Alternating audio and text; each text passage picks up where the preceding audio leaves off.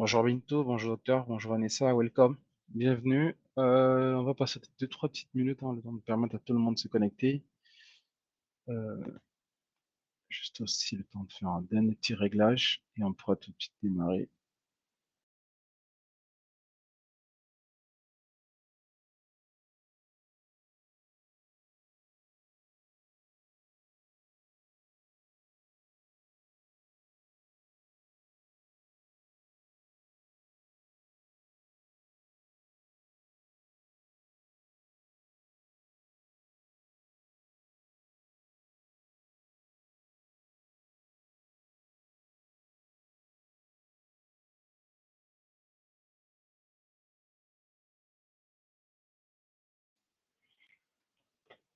Bonjour à toutes et à tous. Je sais pas si Patrick m'entend. On s'est eu tout à l'heure, donc c'est bon. Donc très très heureux d'animer cette 50e session live audio LinkedIn de 30 minutes organisée par Cybercafé. Donc pour ceux qui assistent à cette première session, donc Cybercafé, c'est le média qui réunit tous les samedis la communauté de professionnels et de passionnés du numérique. Donc pour partager, apprendre et créer des axes de réflexion sur diverses problématiques liées au numérique. Donc pour cette 50e session, donc la communauté est très très heureuse de recevoir Patrick aujourd'hui, avec qui nous allons évoquer le thème du télétravail et de son influence sur la carrière des professionnels du numérique. Donc, je rappelle que ces sessions sont enregistrées.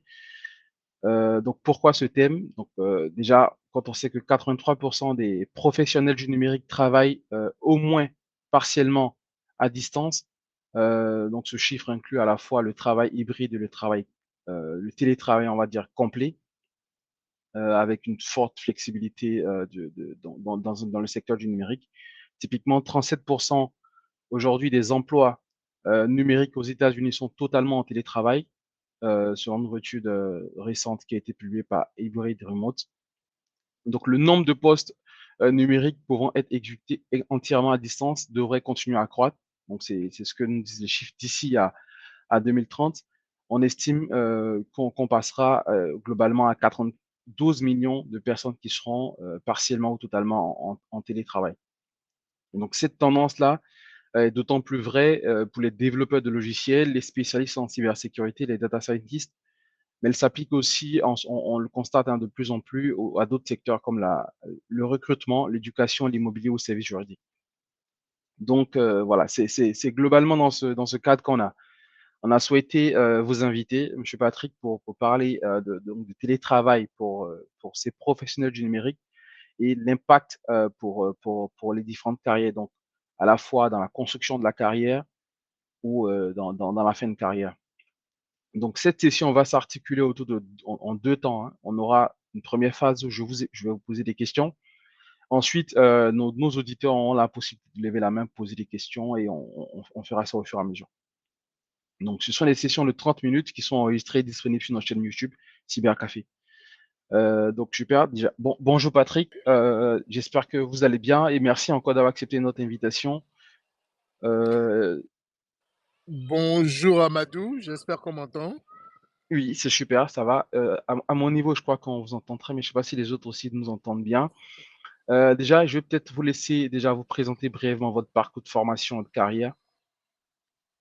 Merci beaucoup. Déjà, merci de me recevoir et de me donner l'opportunité de partager sur un thème qui m'est cher, c'est-à-dire en général la carrière professionnelle et en particulier les nouveaux développements liés au télétravail qui a profondément influencé les relations humaines au sein de l'organisation qu'est l'entreprise et donc forcément avec des impacts sur les projections de carrière. Donc déjà, merci d'avoir pensé à moi. Euh, et puis merci à tous d'être là, c'est une très belle initiative. Qui est Patrick Graouan? J'ai fait toute ma carrière et mes études à Abidjan, Université de Cocody, une école de droit privé qui s'appelait l'École supérieure de droit en son temps. Ensuite, j'ai travaillé pour la Sotra, où j'étais stagiaire non rémunéré, mais par contre, j'avais une carte de bus, hein, je pouvais me promener dans lequel des bus d'Abidjan. Ensuite, je rejoins Unilever, où là, je me développe en tant que lawyer, in-house lawyer. Je finis après 7 ans chez Unilever, Head of Legal for West and Central Africa. Belle expérience parce que ça me permet de toucher aux FMCGs et puis à l'industrie, etc. Donc j'apprends beaucoup. Ensuite, je décide de faire une carrière entrepreneuriale. Donc de 2010 à 2012, je prends pour une start-up dans la distribution le job de directeur général. Donc on fait de l'import-export de riz. 2010-2012, vous comprenez que pour ceux qui connaissent l'actualité ivoirienne, c'était pas vraiment le meilleur temps pour se lancer en entrepreneuriat. Donc avec la crise, l'aventure s'arrête prématurément en 2012. Je reviens à mes amours qui sont le droit et la fiscalité. Donc je rejoins le cabinet Ernst Young comme senior manager. Je vais faire 3 ans avec eux. Encore une fois, une superbe expérience parce que je vois le conseil maintenant du côté des Big Four, comme on les appelle. Et je pense 2015, j'ai l'opportunité de rejoindre un groupe pharma, GlaxoSmithKline, comme Legal Director Afrique de l'Ouest et Afrique centrale. Et puis, ben, 5 ans après, c'est 2019, j'ai une offre du même groupe d'être expatrié à Londres pour couvrir un nouveau business model qui couvre environ 100 pays. Et donc, j'accepte de venir il y a 4 ans sur Londres pour être legal director, ce qu'on appelait export market. Maintenant, ça s'appelle partner market. Donc, environ 100 pays sur 3 continents, basés à Londres. Voilà ce qui est de mon parcours professionnel. Et en parallèle, pour ceux qui me suivent, ils connaissent ma passion pour tout ce qui est développement professionnel. Donc, on a écrit quelques ouvrages sur le sujet. On anime une matinale. Bon, on essaie quand même d'apporter notre passion à la communauté. Donc, voilà ce qu'on va dire. Donc, professionnel, juriste professionnel, expatrié à Londres, passionné de développement professionnel. Et puis, bon, je pense que c'est ce qui nous réunit aujourd'hui. D'accord. Voilà, Ah, Amadou. merci et puis bravo pour ce qui a été fait et puis bonne continuation pour ce qui reste à faire. Et encore une fois, un bravo pour ce que vous faites avec et le boss, on pourra en reparler tout à l'heure. Donc je veux peut-être bien pas qu'on parle de donc notre premier axe, hein, l'axe de l'impact donc du télétravail sur l'évolution de carrière ou même la construction de carrière, le bien-être des équipes et des employés ou des professionnels du numérique. Peut-être petit point, un petit retour aussi, c'est que quand on a posté, on a plein de personnes qui nous ont dit, non mais ça ne concerne pas uniquement les professionnels du numérique, il n'y a pas que eux qui sont en télétravail, mais effectivement, je pense que votre intervention sera peut-être beaucoup plus large. Donc ma question, c'est comment le télétravail modifie donc les attentes, euh, les opportunités, les trajectoires des professionnels du numérique aujourd'hui.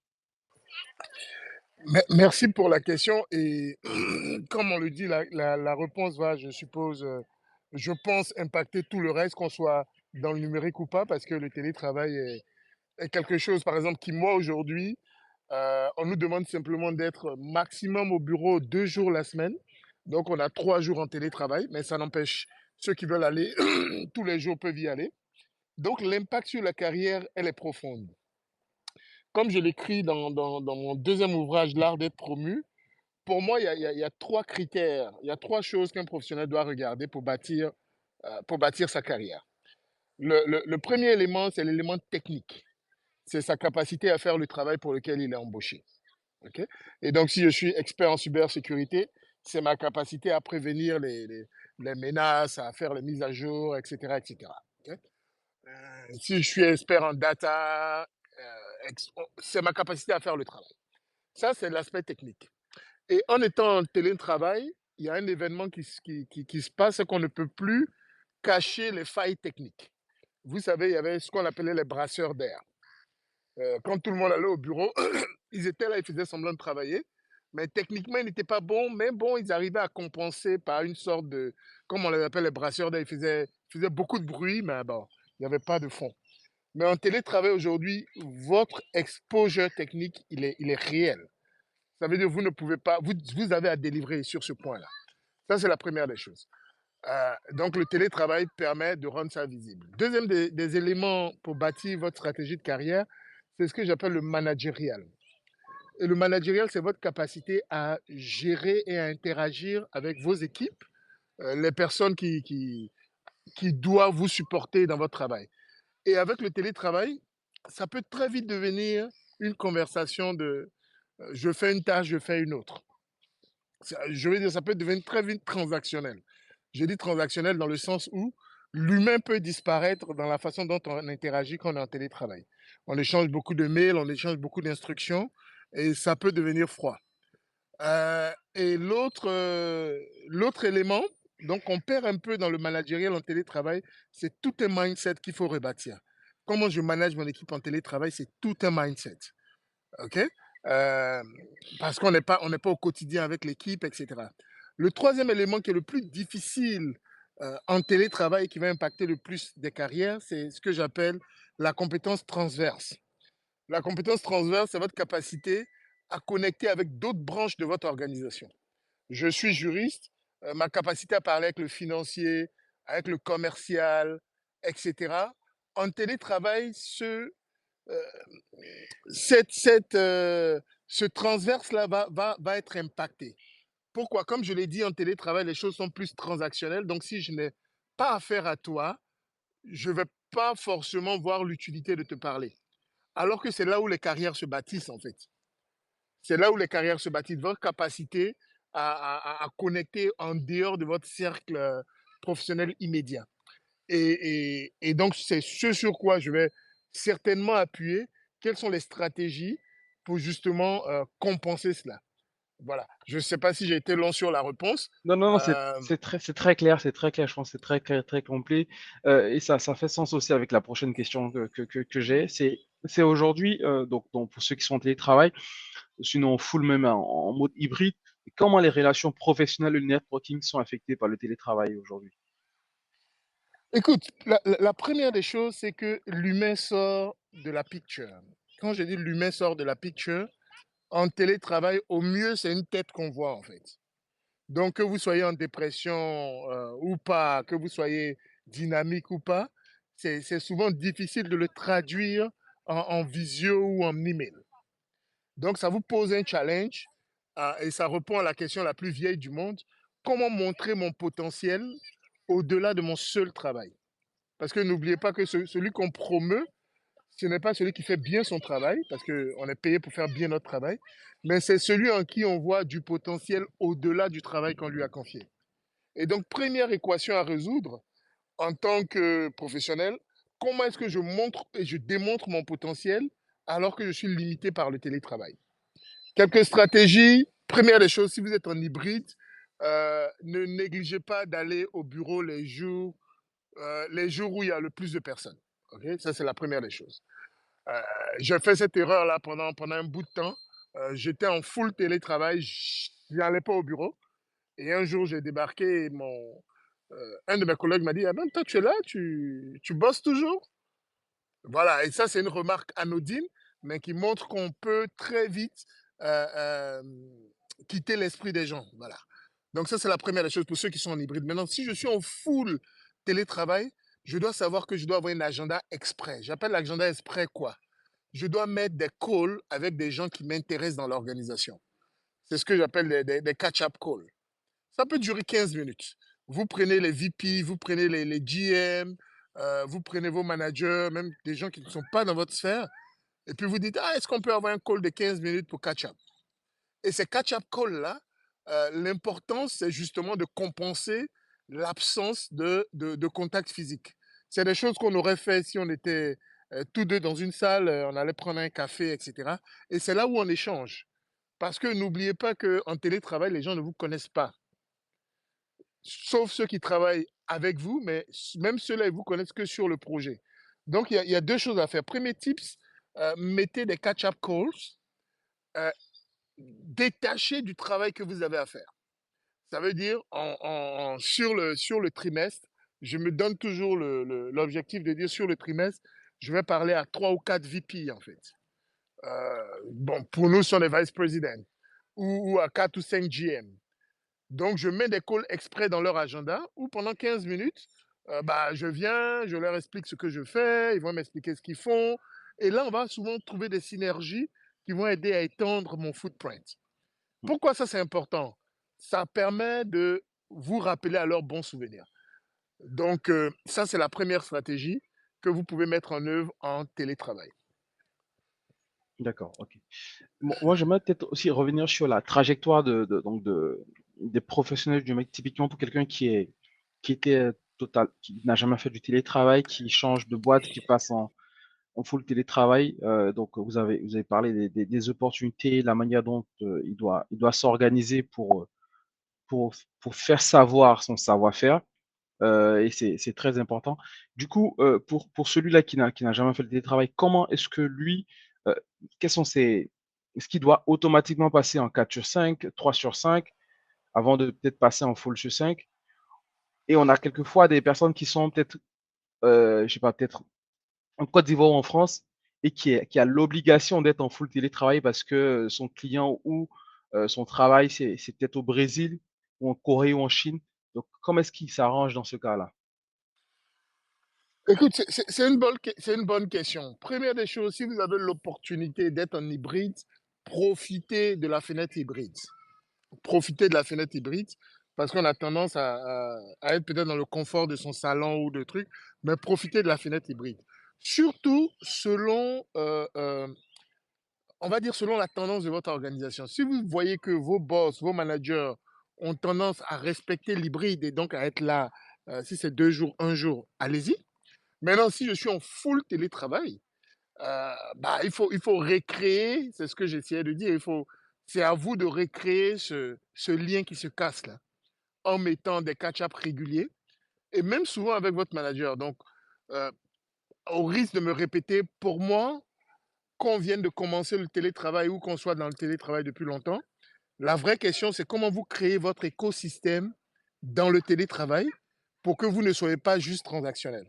D'accord. Voilà. OK. Mmh. Je vais peut-être qu'on passe ensuite après, donc là, on a parlé de l'impact du télétravail sur la carrière ou le bien-être de l'employé ou du personnel, on va dire ça comme ça. Donc l'axe 2 de notre intervention, c'est l'impact sur la relation entre les équipes et le manager. Donc, parce on a quelquefois des incompréhensions donc liées à la communication ou à la confiance ou à la reconnaissance. Je pense que ça, c'est un mot qui parle pratiquement à tout le monde, la reconnaissance du travail qui a été fait, soit par le manager ou par les équipes. Donc, comment est-ce que le télétravail va modifier cette dynamique-là entre les managers et les équipes?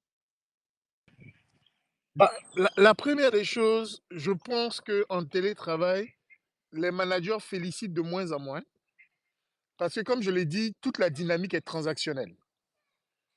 Toute la dynamique est transactionnelle et donc l'aspect humain pour moi, s'éloigne de plus en plus. En télétravail, il y a c'est ce que j'ai expérimenté, hein, étant passé en hybride et puis ensuite en full télétravail et cetera. Il y a cette tendance pour le manager de prendre, le job pour acquis et donc si vous êtes manager, faites attention à cela. Ne glissez pas, ne prenez pas vos collaborateurs pour acquis. Ils ont toujours besoin, d'être félicités sur le job qui est fait et qui est bien fait. Ça, c'est une chose.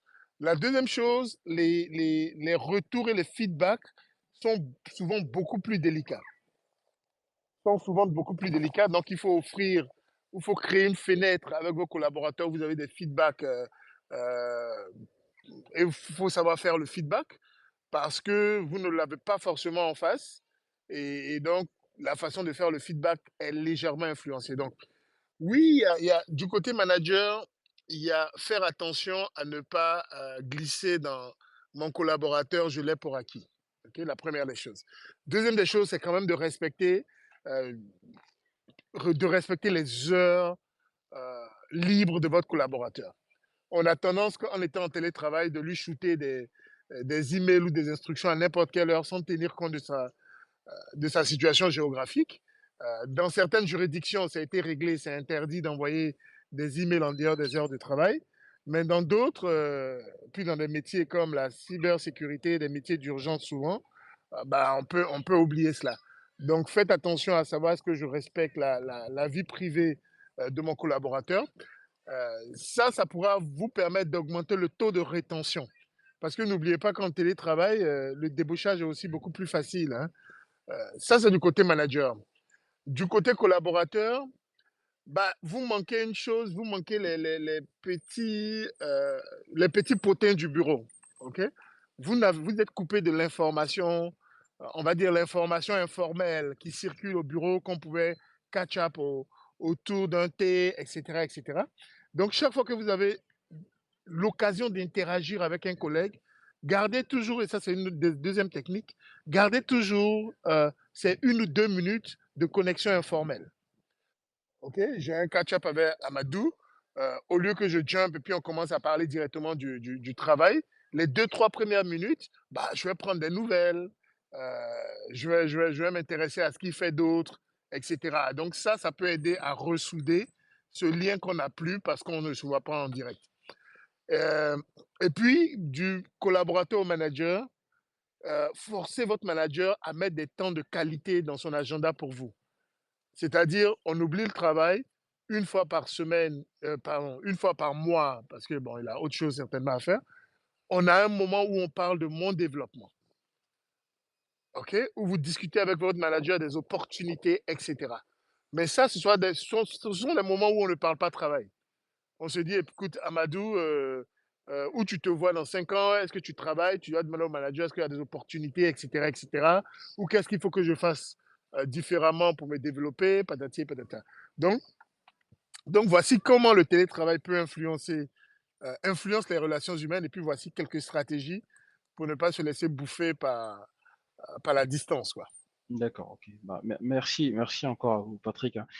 Donc je rappelle à ceux qui nous prennent pour la première fois que ce sont des sessions de 30 minutes. Donc, vous avez la possibilité de lever la main pour poser des questions. J'ai encore 2 questions, pour vous. Donc ceux qui souhaitent poser des questions ou contribuer, hein, avec des compléments d'information, vous avez juste à lever la main, pour poser vos questions. Avant que je les prenne, j'ai encore 2 questions, pour vous, Patrick. Ça va faire le lien avec le thème qui a été traité par Hello Boss, et on parlera tout à l'heure de Hello Boss dans l'axe 3 sur vos activités et actions. Je crois que le thème qui a été traité cette semaine, c'était le thème de la prise de décision. Donc, est-ce que, en fait, je me posais la question de savoir comment le télétravail va influencer le processus de prise de décision pour un dirigeant ou même un manager ou un directeur, par exemple. Et quelles sont les stratégies qu'on peut adopter pour maintenir une vision claire et partagée au sein de l'entreprise? Pour celui qui travaille en télé, typiquement, je prends le cas donc je crois que on a reçu Amos Ouattara sur son exemple. J'ai pas eu l'opportunité de poser la question le vendredi, j'ai pas pu être là, mais en fait, je me pose la question de est-ce qu'il prend des décisions différemment? Est-ce que c'est un critère important dans la décision qui est prise, par exemple, lorsqu'on est en full télétravail ou en hybride, par exemple? Sincèrement, j'ai envie de répondre. Allô? Je vais laisser. Allô? Est-ce que Patrick nous entend? Oui, très bien. Ouais, Il y avait du bruit de exa fond. Je pense que ça venait de son calot. Euh, exactement. je pense que la prise de décision est forcément impactée par l'environnement. Ok, et que le télétravail crée un environnement où la prise de décision ne peut pas forcément être la même que si on était en live, pour plusieurs raisons. Première des choses, il y a la gestion des biais. Lorsqu'on est en télétravail, on va se dire que l'information qu'on obtiendra, elle sera soit écrite, soit verbale ou visuelle, mais visuelle limitée, ok? Parce que bah, on ne sait pas forcément lire très bien les expressions au travers des écrans. Donc, on va plus s'appuyer sur ce qu'on a à l'écrit. Donc, la qualité de l'information sera beaucoup plus, on sera beaucoup plus regardant sur la qualité de l'information. Et ce qu'on pouvait se dire en 2 minutes, si on se voyait en face, bah, ça va peut-être nous prendre 1 heure, 30 minutes pour se le dire, pour l'articuler. Pour revenir donc, répondre à la question, est-ce que ça impacte la prise de décision? Oui. On ne prend pas les mêmes décisions en face à face ou en télétravail. C'est pour ça que certaines décisions importantes ne peuvent être prises qu'en face à face. J'ai eu l'expérience de décisions qui étaient très très mal prises, simplement parce qu'on a mal interprété ce que l'autre disait. Ok, parce que, comme on le dit, à l'écrit, on peut pas tout dire. Ni même en vision, on ne peut pas tout dire. On a des catch-up d'1 heure où chacun parle à son tour. Et pour ma boîte, je peux vous dire on a eu des distributeurs avec qui on a eu maille à partir simplement parce que bah, l'information s'est perdue à cause du travail à distance. Donc il faut pour moi redoubler d'efforts et faire attention quand on veut prendre une décision, basée sur uniquement le télétravail, s'assurer que nos biais sont bien sous contrôle. D'accord. Voilà ce que je dirais. Merci Patrick. Merci pour ce retour, ces éléments de réponse, hein, sur à la fois donc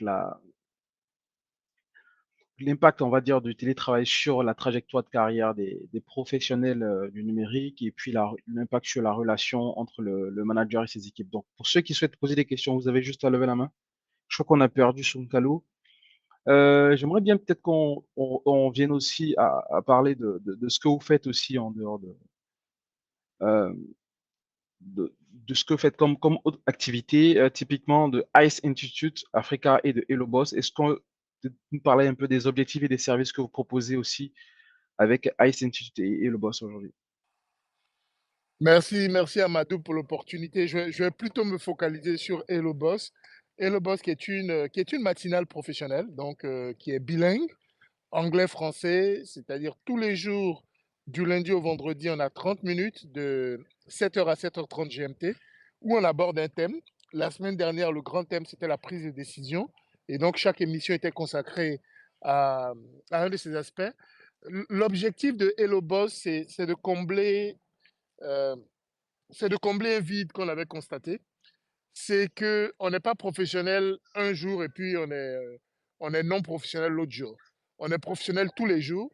Et donc, il y a un besoin d'avoir, on va dire, une émission radio, et j'aime le format radio, où tous les jours, on en apprend un peu plus, parce on est jamais à court de...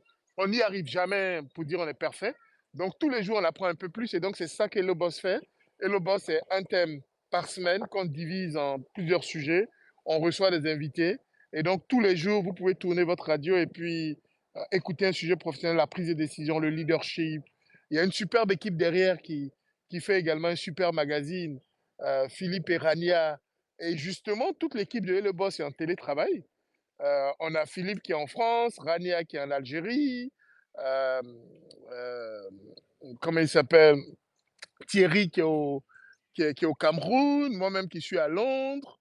Donc, et la plupart de l'équipe, on ne s'est jamais vu, pour vous dire. Donc, ça nous aide à collaborer ainsi. Donc, je vous invite, pour ceux qui ont le temps, tous les matins à nous rejoindre et on espère qu'on apporte de la valeur à la communauté des professionnels. D'accord. Moi, j'assiste assez régulièrement aux sessions et le boss et donc je vous invite aussi effectivement à participer.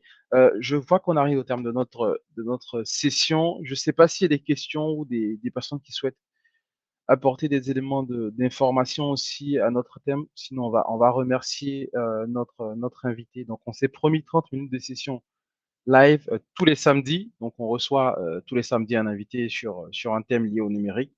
Donc, toutes nos sessions sont enregistrées et disponibles sur notre média YouTube Cybercafé. Donc, vous avez juste à taper Cybercafé pour accéder. Donc, soyez-en sûrs, samedi prochain, on sera là.